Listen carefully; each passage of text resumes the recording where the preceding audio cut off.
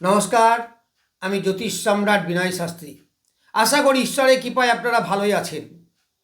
আজকে আমার ভিডিওর আলোচ্য বিষয় কর্কট রাশি বা লগ্নের পুষ্যা নক্ষত্রে যাদের জন্ম তাদের জানুয়ারি 2026 কেমন যাবে। এই জানুয়ারি 2026-এর গ্রহ সন্নিবেশ এবং গ্রহদের রেজাল্ট কী হতে পারে সেই সম্বন্ধে আমি অলরেডি বলেছি। এখন আমি বলবো পুষ্যা নক্ষত্রে যাদের জন্ম শুধুমাত্র তাদের জানুয়ারি 2026 কেমন যাবে। এই জানুয়ারি 2026-এ তাহলে পুষ্যা হচ্ছে 8 নম্বর নক্ষত্র, শনি এর অধিপতি। এই শনিদেব সপ্তম অষ্টপতি হয়ে আছে নবমে। নবম স্থান বেশ ভালো স্থান, ভাগ্যের স্থান। 25 নম্বর নক্ষত্রে, তাহলে 25 নম্বর নক্ষত্র মানে অতিমিত্র নক্ষত্র, বেশ শুভ ফল দেবে। তাহলে এই 25 নম্বর নক্ষত্রে আমরা দুটো গ্রহ আছে। 25 মানে বৃহস্পতি নক্ষত্রে দুটো গ্রহ আছে, একটা হচ্ছে শনিদেব পূর্ব ভাদ্রপদ, আর বৃহস্পতি নিজে আছে পুনর্বসু নক্ষত্র। তাহলে এই সময় আপনি প্রভূত ভালো ফল পাবেন, কারণ বৃহস্পতি অর্থের কারক, বৃহস্পতি সন্তানের কারক, বৃহস্পতি বিদ্যার কারক, বৃহস্পতি বুদ্ধিরও কারক, মানে বৃহস্পতি অলরাউন্ডার সব কিছুকেই দেখে। আবার এই নক্ষত্র আছে আপনার খুব ফেভারেবল জায়গায়। দেখুন, শনির নক্ষত্র পুষ্যা হলেও কিন্তু শনি যে ফল দেয় বা শনিদেবকে যে অনেকে ভয় করেন, কিন্তু পুষ্যা নক্ষত্রটি কিন্তু খুব ভালো নক্ষত্র। এমনকি বলা যেতে পারে মোরালেস 27টা নক্ষত্রের মধ্যে ভালো নক্ষত্র। তাহলে সেই অধিপতি আপনার আছে কোথায়? নবমে বসে আছে পুষ্যার অধিপতি।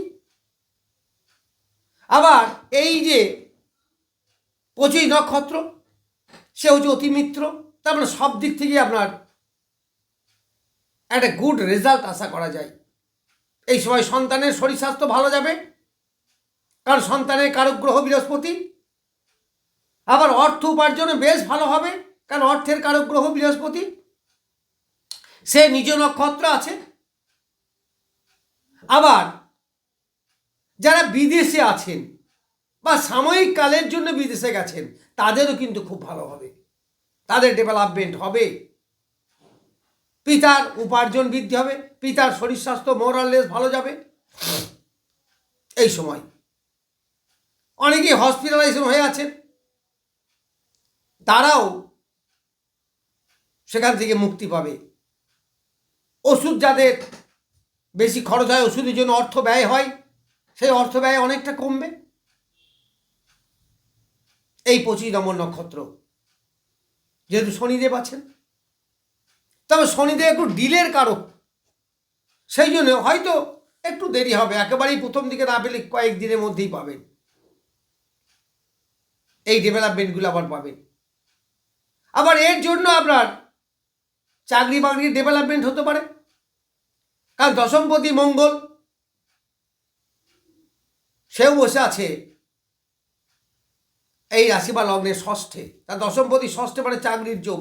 দ্বিতীয়পতি রবিকে নিয়ে বসে আছে, আবার রবিও আছে আপনার ফেভারেবল নক্ষত্রে। ফলে যে কোনো বাধা বিপত্তিকে আপনি সহজে অতিক্রম করতে পারবেন। শরীরে রোগ থাকলে হিলিং পাওয়ার আপনার বাড়বে, ইমিউনিটি পাওয়ার বাড়বে, শরীর অনেকটা সুস্থ থাকবে। ওই যে বললাম হসপিটালে যারা আছেন তাদের হসপিটাল থেকে বেরিয়ে আসবেন। ওষুধের জন্য যে প্রচুর খরচ হয়, সেই খরচ অনেকটা আপনাদের কমবে। যারা ইনভেস্ট করে ব্যবসা করেন সেখানে করতে পারেন, ডেভেলপমেন্ট বাড়বে, এই সময় ইনভেস্ট করতে পারেন। এইগুলো আপনি সব পাবেন। রোগ মুক্তি, শত্রুতার কবলে যারা পড়ে আছেন তাদের শত্রুর কবল থেকে বেরিয়ে আসতে পারবেন। এইগুলো আপনার এই সময় পাবেন। এরপর 20 নক্ষত্রে আছে রবি, শুক্র এবং মঙ্গল। তাহলে এই সময় আপনি কি পাবেন? এটা খেম তারা মানে কি বেশ ভালো, হিলিং পাওয়ার। কোনো দ্বন্দ্ব যদি থেকে থাকে প্রেমিক প্রেমিকাদের মধ্যে বা পারিপার্শ্বিক প্রতিবেশী এদের মধ্যে, তাহলে সেটা মিটমাট হয়ে যাবে। শরীরে কোনো রোগ বাসা বেঁধে থাকলে তা হিলিং পাওয়ার, অর্থাৎ শরীর ভালো হবে। আবার নতুন করে অনেক প্রেমের সুযোগ, প্রেমের প্রতি আকর্ষণ বৃদ্ধি, প্রেম জাতীয় বিবাহ যারা করতে চাইছেন তাদের এই সময় খুব ভালো। তবে সেই বিবাহটা কিন্তু 15 তারিখের পরে, আগে নয়। প্রেমের আকর্ষণ বাড়বে, বিবাহ করব স্থির করতে পারেন, কিন্তু বিবাহটা অবশ্যই করবেন 15 তারিখের পরে।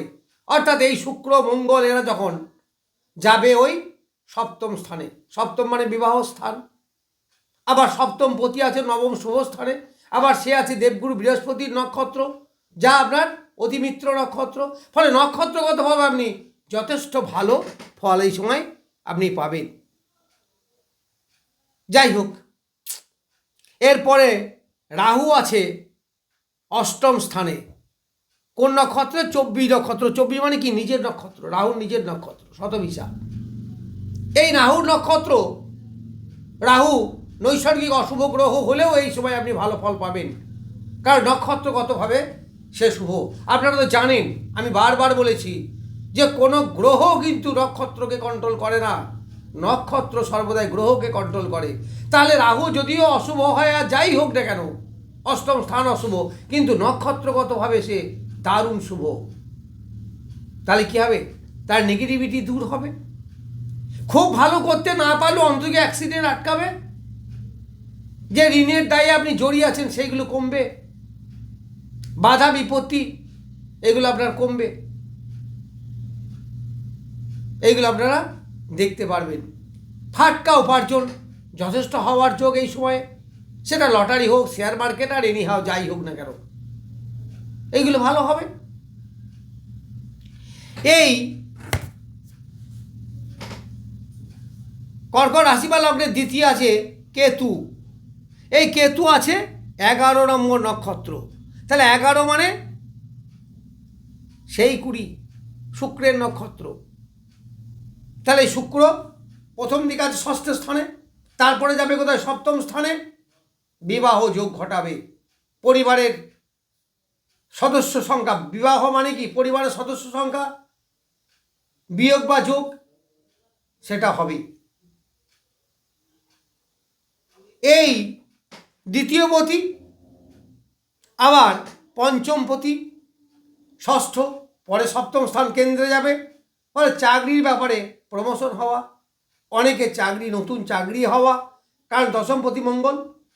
এই কর্কট রাশি বা লগ্ন সাপেক্ষে মঙ্গল হচ্ছে সব থেকে শুভ গ্রহ, ফলে সে ফেভারেবল জায়গায় আছে। যারা বিদেশ যেতে চাইছেন, সেটা এডুকেশন পারপাস হোক আর কর্ম পারপাস হোক, যেতে পারবেন, এই সময়ে যেতে পারবেন। আবার এই রাশি বা লগ্নের চতুর্থে এই বৃহস্পতির দৃষ্টি আছে, আবার বৃহস্পতির নিজ নক্ষত্রে বলবান, তারপরে অতিমিত্র। তাহলে সব দিক বিবেচনা করে কি বলা যায়? যে আপনার বাড়ি ঘর হতে পারে, সেটা কোনো শহর অঞ্চলে হতে পারে, এবং বাড়িটা বেশ সুন্দরই মোটামুটি হবে, কারণ এই ঘরের অধিপতি শুক্র, সে এখন বর্তমানে নিজের নক্ষত্র আছে। এর পরবর্তীকালে হয়তো নিজের নক্ষত্রে থাকবে না, কিন্তু তার মিত্র ক্ষেত্রে যাবে, সেটা একটা ভালো জায়গা। তখন বিবাহের যোগও সৃষ্টি হবে। বিশেষ করে যারা প্রেম করে বিয়ে করতে চাইছেন তাদের বেশ ভালো যোগ, কারণ পঞ্চমপতি সপ্তমে যাচ্ছে, বিবাহের সুন্দর একটা জায়গা, শান্তিপূর্ণভাবে বিবাহের জায়গা। আর মাত্র পড়ে থাকলো বুধ। বুধ তৃতীয়পতি এবং দ্বাদশপতি। তৃতীয়পতি এবং দ্বাদশপতি কোথায় বসে আছে? ষষ্ঠে। তাহলে কী হবে? আপনার চেষ্টার একটু ঘাটতি হতে পারে, এনার্জি কিছুটা লস করতেও পারে। তবে এই বুধ মোটামুটি 17 তারিখের পরে চলে যাবে রবির নক্ষত্রে এবং মকর রাশিতে। মকর রাশি হচ্ছে বুধের মিত্রক্ষেত্র। তখন এই বুধ কিন্তু আরও ভালো ফল দেবে।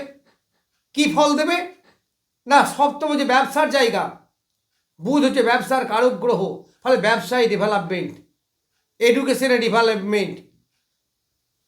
আবার এখানে বুধ শুক্র যোগ হবে, কম্পিউটার ওরিয়েন্টেড যারা পড়াশুনো করে তাদের বেশ ভালো হবে, তাদের ডেভেলপ হবে, শৌখিন জীবনযাপন হবে, দাম্পত্য সুখ বাড়বে, স্বামী স্ত্রীর আকর্ষণ বৃদ্ধি পাবে, এইগুলো সব পাবেন। কখন পাবেন? যখন অর্থাৎ 15 তারিখের পরে, মোরালেস 15 তারিখের পরে, ওই 15-16 এরকম। যাই হোক, আমি কর্কট রাশি বা লগ্নের পুষ্যা নক্ষত্রে জানুয়ারি 2026 কেমন যাবে সেই সম্বন্ধে কিছু বললাম। নমস্কার, আজ এ পর্যন্তই।